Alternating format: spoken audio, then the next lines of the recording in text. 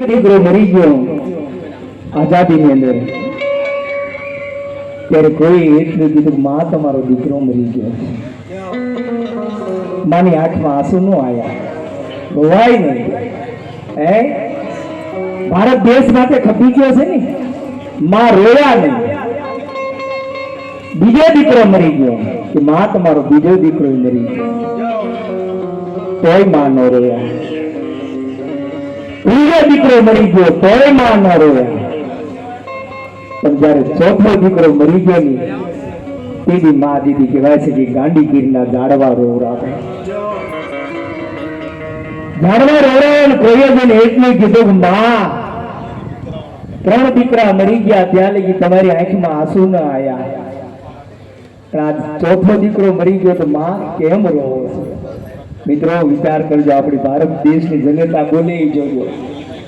ભારત દેશની જનતા એમ કે 3 દીકરા હતા ને, 3 દીકરા જેથી ભારત દેશ માટે એ સીમાડામાં ખપી ગયા, ત્યાં લગી મને ગૌરવ હતો કે એક દીકરો હજી મારે, હજી મારે એક દીકરો છે. પણ જયારે ચોથો દીકરો મરી ગયો ને, ત્યારે મને એ વાતનું દુઃખ લાગ્યું કે હવે મારા દીકરા નથી. બાપ, હું કોને સરહદ ઉપર મોકલીશ? ભારત દેશના સીમાડા હવે હાચવા વાળા મારા દીકરા નથી. એ વાતનું મને રુદન આવે, એ વાત ઉપર માં રોતી. મિત્રો એક સમય એવો આવ્યો, ટ્રેનની અંદર માં ભીખ માંગે.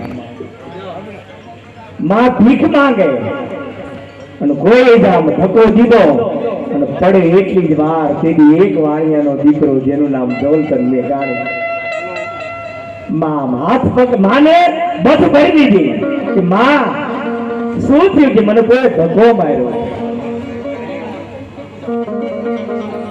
જવલતન મેઘાણીએ જેથી માને પકડ્યા અને માને એટલું કીધું, માં કે કેમ ભીખ માંગો છો? કે 4 દીકરા હતા ને મારા દેશ માટે ખપી ગયા છે. આજ મારી પાસે કોઈ છે નહીં, એટલે મારે આજ ભીખ માંગવી પડે. અને પેલી જવલતન મેઘાણી કલમ ઉપાડીને લખે. પેલી જવલતન મેઘાણી કાંઈક લખતા હોય,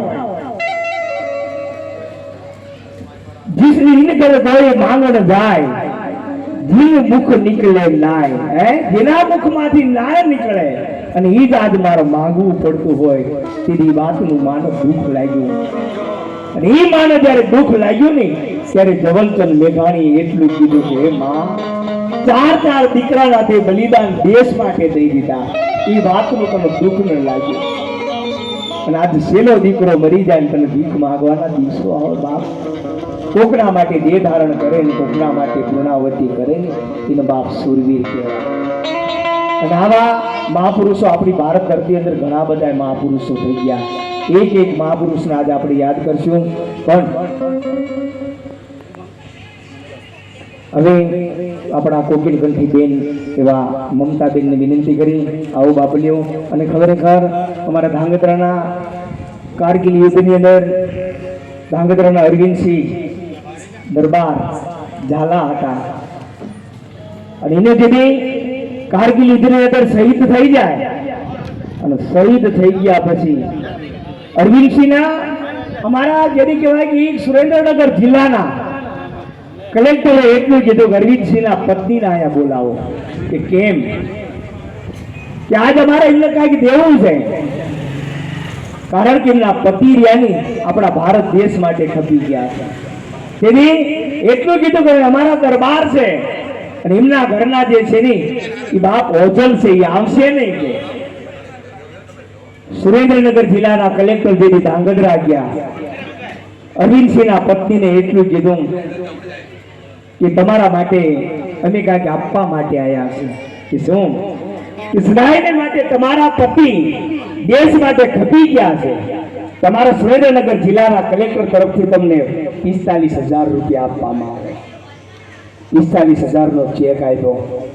મિત્રો કલ્પના કરજો, એ ઠકરાણી જેથી 45,000નો ચેક હાથમાં લીધો અને ચેકના કટકા કરી અને કલેક્ટર સાહેબને પાછો દીધો. ચેકના કટકા કરી કલેક્ટર સાહેબને પાછો દીધો અને પાછો દઈ અને રજપૂતાણી એટલું બોલ્યા હતા કે 45,000 કાલે વપરાઈ જશે, પણ આજ મારો ઘોડિયામાં હતો નહીં. એ દીકરો મોટો થાય અને દીકરો મોટો થાય અને દુશ્મનોના એ 45 દુશ્મનોના દીદી માથા લઈને આવે ને દીદી બાપ એનું વટક વળશે. મારે બાપ આ સુરવીરતા છે આપણા ભારત દેશની કુમારી.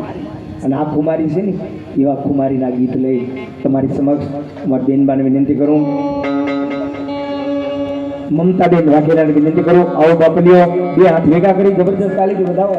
અને ખરેખર હજી તો ધીરે ધીરે શરૂઆત થાય છે, અંદરથી કોર આવે, આ બધું અંદરથી પ્રગટ થાય. સુરવીરતા અંદરથી આવે, ગાતારી અંદરથી આવે, આ ભક્તિના નશા અંદરથી આવે.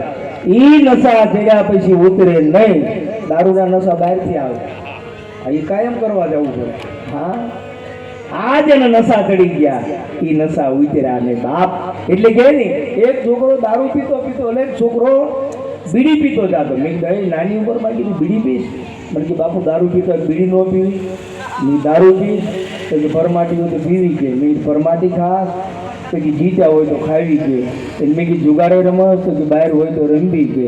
એટલે મેં કીધું જેલમાં જાઓ છો હે તો કે મારા બાપ દાદાએ આખી જિંદગી કાઢી, ભલા મને જેલમાં તો કીધું જેલમાં આવ્યો જેલમાં તો કે ભગવાનની જેલમાં એમ જેલમાં એમાં શું હતું હે? આને ક્યાં પકડવો, તારા દેહનું એક જીતરું આજુ નથી, આમાં મારું સત નામ ક્યાં લાગે.